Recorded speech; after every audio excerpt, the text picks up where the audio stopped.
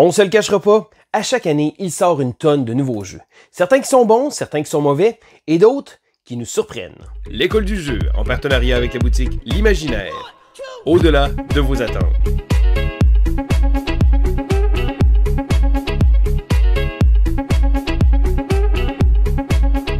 Bonjour et bien l'école du jeu, mon nom est Sylvain et on se retrouve aujourd'hui pour une vidéo top 6. Alors le sujet que j'ai choisi, c'est le top 6 de mes surprises de 2021. Parce que là, l'année est terminée, on est rendu maintenant au mois de février. J'ai joué quand même à beaucoup de jeux de 2021, mais je prétendrai pas avoir joué à tous les jeux, ça c'est absolument impossible. Mais j'ai quand même regardé, puis j'ai joué pas mal à ceux-là que je voulais jouer.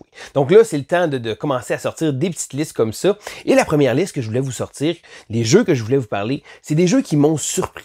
Donc, ça peut être des jeux qui n'étaient pas nécessairement sur mon radar et ils m'ont impressionné, des jeux que je pensais aimer, mais que j'ai vraiment aimé. Et là, je trouve ça le fun parce que c'est une liste, bon, c'est pas la liste des jeux de l'année non plus, c'est vraiment les jeux qui, moi, m'ont surpris. Je m'attendais pas qu'ils soient là et ça a été ça. D'ailleurs, je veux savoir quels sont vos jeux surprises de l'année, donc quels jeux que vous attendez à pas grand-chose et qui vous ont vraiment surpris. Alors, premièrement, je tiens à mentionner que pour la réalisation de cette vidéo, je me base sur les années de sortie de jeux qui sont sur Board Game Geek. Alors, je sais, bon, des fois, il y a des traductions qui sortent plus tard, des jeux qui arrivent avant, des jeux qui sont marqués 2020, qui sont juste arrivés en 2021. Donc, je me suis vraiment fié à la petite date sur Board Game Geek. Donc, 2021, c'est mon barème. L'autre barème, c'est vraiment de regarder les jeux, des jeux qui m'ont surpris. Alors, je me suis fait une bonne petite liste et en même temps, ça me permet de vous parler d'une tonne de jeux qui sont sortis en 2021. Mais soyez sans crainte, dans quelques temps, je vais également vous concocter mon top de mes jeux favoris de 2021. Mais pour l'instant, on commence avec les surprises et c'est parti. Numéro 6. En numéro 6, wow. Oui, World of Warcraft, Wrath of the Lich King. Alors, lorsque j'ai vu que Blizzard s'associait avec justement le système de pandémie pour sortir un jeu, j'étais un peu hésitant. Bon, premièrement, je tiens à vous le dire, je sais qu'il y a peut-être des grands fans parmi vous. Pour moi, World of Warcraft n'est pas une franchise que je connais beaucoup. Bon, j'ai joué à Warcraft 1 et 2 dans le temps quand j'étais plus jeune, mais je suis vraiment pas un avide connaisseur de tout l'univers. Et là, je sais que c'est un type de jeu des fois qui va arriver pour amener du monde de l'univers des jeux vidéo. Et savez-vous quoi?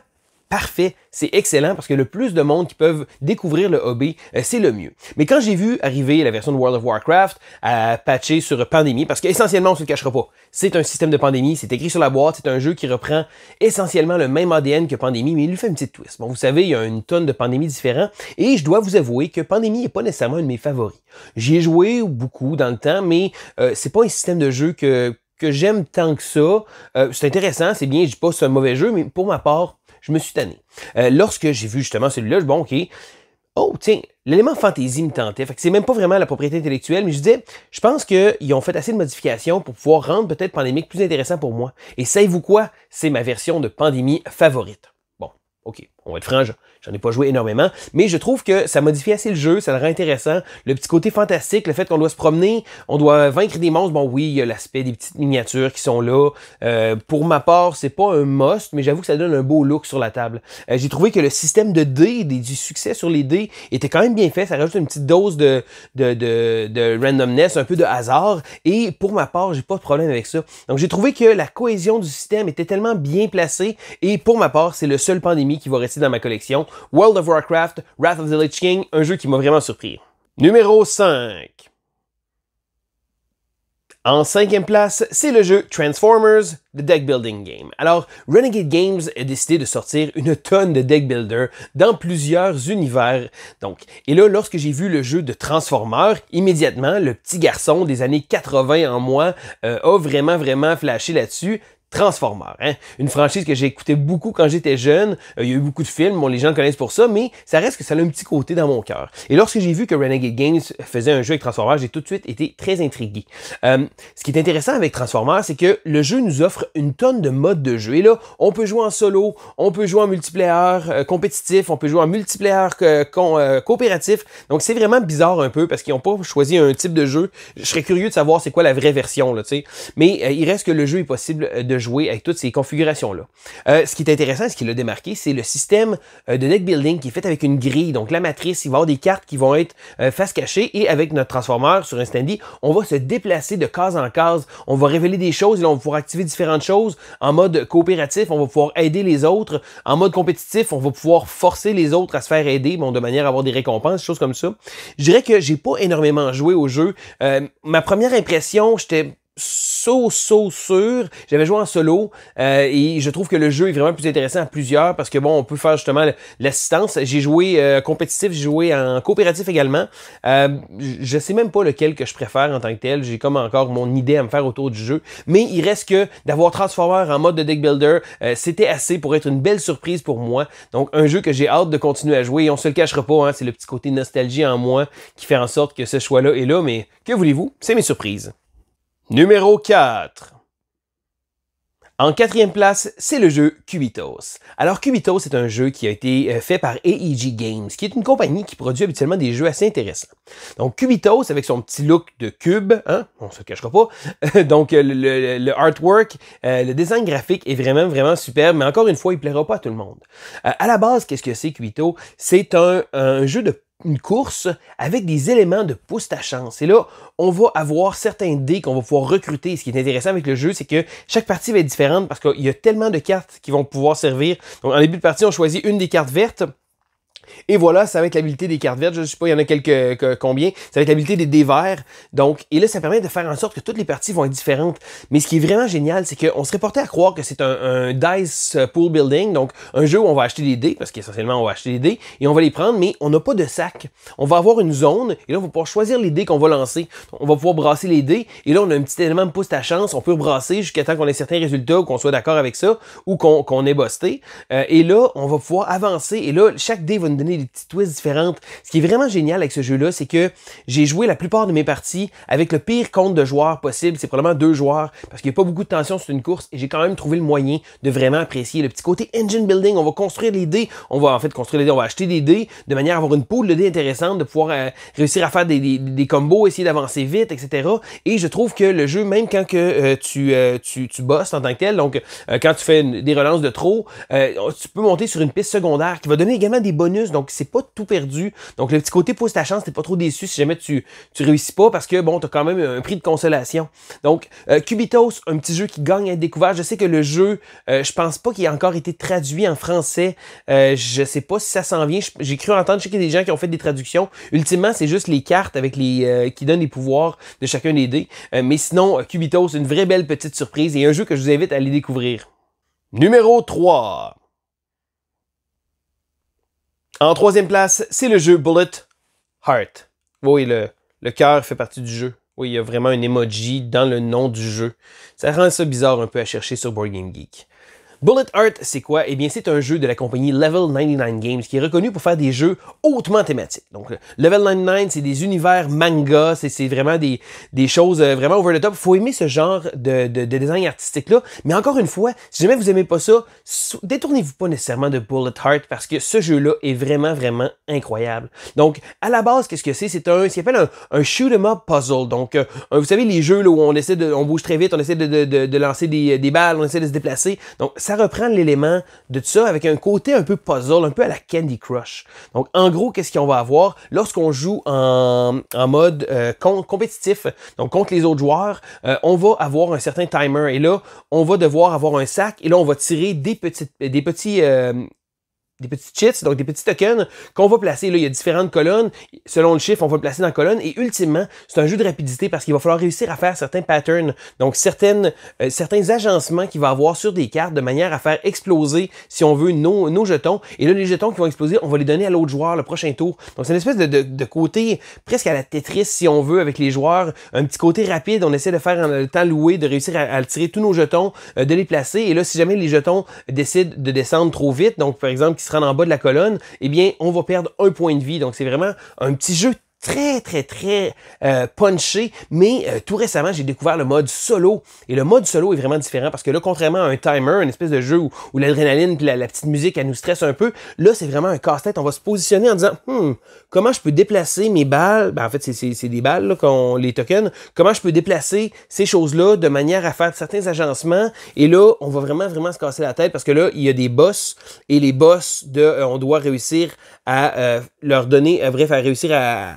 clairer quelques tokens, un certain nombre, selon les boss différents. Ils ont tous des pouvoirs différents, donc ça devient vraiment un casse-tête beaucoup plus cérébral que lors des parties un peu chaotiques, multijoueurs. Mais il reste que les deux modes de jeu sont vraiment super. En mode solo, j'ai vraiment été surpris, j'ai vraiment été impressionné aussi. Je l'ai joué il n'y a pas si longtemps que ça. Je m'attendais pas à grand-chose. Je me disais, je vais l'essayer en mode solo. Puis là, OK, pas de timer. Puis là, je remarque que c'est vraiment un côté beaucoup plus puzzle.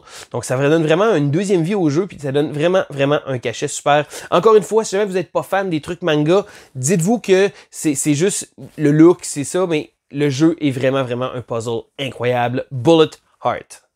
Numéro 2. Bon, vous savez, tantôt je vous ai parlé de Transformers. Renegade Games a également sorti un autre jeu qui se retrouve plus haut dans la liste. C'est G.I. Joe, The Deck Building Game. Encore une fois, Transformers, G.I. Joe, les Tortues Ninja, Ghostbusters, c'est ma jeunesse. Et lorsque j'ai vu arriver ces deux jeux-là, pratiquement en même temps, au début, je me suis demandé, G.I. Joe, Transformers, est-ce que c'est deux jeux que je peux combiner? Donc, premièrement, je tiens à le mentionner, ce sont deux jeux complètement différent. Alors que Transformers est un jeu qui a plusieurs modes, comme j'expliquais, le compétitif, coopératif, mais le jeu va jouer avec une grille de cartes qui va servir comme pour l'élément de deck building. Ici, dans G.I. Joe, on a la bonne vieille rivière de cartes et c'est un jeu purement coopératif. Et coopératif avec vraiment du punch, parce que dans G.I. Joe, on a des missions à compléter, donc des vilains à vaincre, des vilains de Cobra qui vont nous attaquer, et encore une fois, bon, je vous cacherai pas, le thème pour moi est vraiment génial. Ça rappelle vraiment les beaux petits souvenirs des petits comics des années 80-90. Mais il reste que le jeu nous offre vraiment plus que ce que je m'attendais. Je m'attendais à voir un peu, parce que j'avais joué Transformers en premier, m'attendais à peut-être un peu, ok, ça va être un jeu à moitié fait, je sais pas trop. Est-ce qu'il va vraiment réussir à se démarquer? En fait, c'est ça ma plus grande question.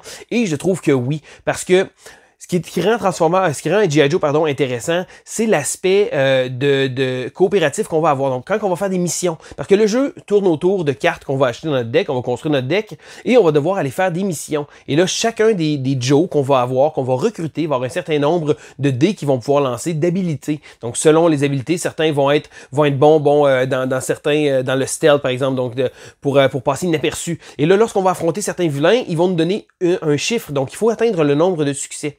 Donc, ultimement, ce qu'on va faire, c'est qu'on va prendre notre Joe et on va demander à d'autres Joe de venir avec nous. Donc, on va choisir un véhicule. Donc, on choisit le Jeep. On peut embarquer 4 dans le Jeep. Et là, on va essayer de trouver en groupe qui va mettre les meilleurs Joe qui sont prêts pour le travail. Donc, on va essayer de discuter avec les autres. Est-ce que vous avez quelqu'un qui est bon en arme à feu? OK, non, en explosif, en cible. Puis là, on va essayer de trouver la meilleure combinaison de manière à lancer le plus de dés possible pour réussir. Donc, c'est certain que ceux-là qui sont allergiques au hasard, il y a des dés. Vous allez lancer un certain nombre de dés. Des fois, vous allez être certain que vous allez l'avoir avec une tonne de dés et vous vous rendez compte que c'est un échec crucial. Ça peut arriver, mais je trouve que le jeu offre vraiment des éléments intéressants de camaraderie entre les autres joueurs, donc d'aider, choisir les missions, choisir le véhicule qu'on va prendre. On va prendre un avion, mais là on a juste de la place pour deux, mais on a un pouvoir spécial, donc on a vraiment plein de petites choses. G.I. Joe, c'est certain que attendez-vous pas à un jeu qui est pareil comme Transformers. G.I. Joe, et même il y a un autre jeu qui est sorti de Power Rangers, qui est un peu moins ma tasse de thé, mais pour les gens qui aiment ce thème-là, c'est un autre jeu, et encore une autre fois, un jeu différent. Donc, tout pouce en l'air pour Renegade Games d'avoir sorti 3 deck builders back-to-back avec des concepts complètement différents. Pour ça, je trouve ça vraiment intéressant. Mais à date, je trouve que G.I. Joe se démarque vraiment. C'est un jeu que j'ai vraiment apprécié à jouer avec des gens. C'est le fun. Plus on est de monde autour de la table et plus l'aspect camaraderie et coopératif va venir encore jouer dans la balance. Juste pour ça, G.I. Joe mérite thumbs up. Numéro 1. On est maintenant rendu en numéro 1 de mes surprises ludiques de 2021. Alors, le jeu que je vous parle est un jeu que je ne m'attendais pas du tout qu'il fasse mon top, et même que je me suis demandé si le jeu allait faire mon top des jeux de 2021. Mais comme je vous expliquais, hein, le plaisir que j'ai de faire différents top 6, c'est que je peux m'organiser pour vous parler d'une tonne de jeux. Mais mon numéro 1 des surprises est le jeu So Clover. So Clover m'a vraiment surpris, parce que premièrement, je suis pas trop type de jeu de party. Bon, c'est un type de jeu des fois qu'on va jouer, des couples d'amis, des choses comme ça, mais c'est pas nécessairement le genre de jeu qui va résonner avec moi. Encore là, je veux pas de l'air élitiste, ça me fait plaisir de jouer à des jeux avec n'importe qui, mais habituellement, c'est pas les jeux que je vais mettre de l'avant, donc par exemple une soirée avec des amis.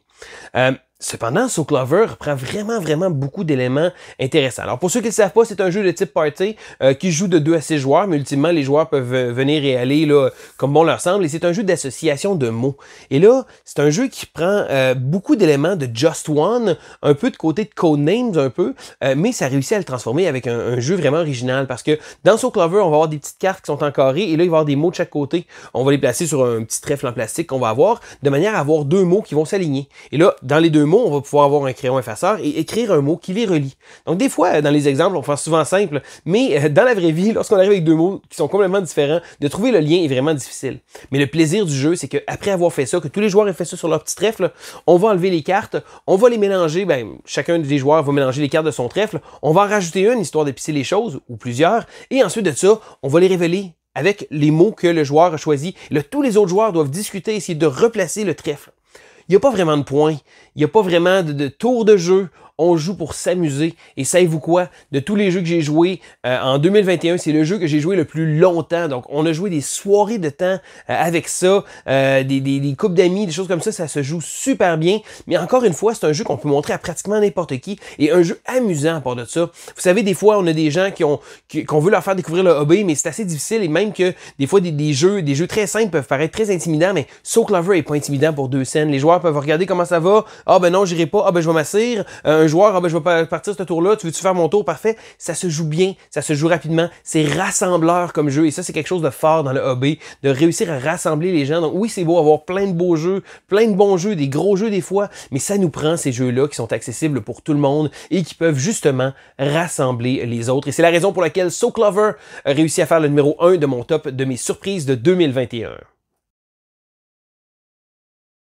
Et voilà, ça fait le tour de mes surprises, mais là, je veux savoir, vous, quelles sont vos surprises de 2021? Ça peut être des jeux que vous ne vous attendiez pas du tout à aimer, des jeux que vous avez été vraiment surpris que c'était meilleur que vous croyiez, ou même, si vous voulez également, des surprises, des jeux qui vous ont vraiment déçus. J'ai pensé aller là dans cette espèce de vidéo-là, mais je voulais plus parler de mes surprises agréables que de mes déceptions. De toute façon, mes déceptions, j'en ai déjà parlé avec JP dans une vidéo précédente, donc je voulais vous sortir du positif, vous sortir un paquet de belles surprises, et c'est ça qui est beau dans notre hobby, parce qu'à la quantité de jeux qui sort à chaque année, il y a toujours des jeux qu'on va dire, on les attendait avec impatience, ça va être super bon, mais il y a d'autres jeux qui arrivent de nulle part, qui font comme, wow, ok, d'où c'est que ça sort ce jeu-là? Eh bien, souvent ces jeux-là sont les jeux qui vont vraiment avoir une place de choix dans notre cœur. Et encore une fois, marquez-le dans les commentaires, je suis très curieux de connaître vos surprises de l'année. Donc, ça fait le tour de ma vidéo. Donc, on va se retrouver bientôt pour un prochain top 6 avec un autre sujet de manière à vous parler d'une tonne de jeux encore. Alors, c'était Sylvain pour l'École du jeu et on se dit à la prochaine!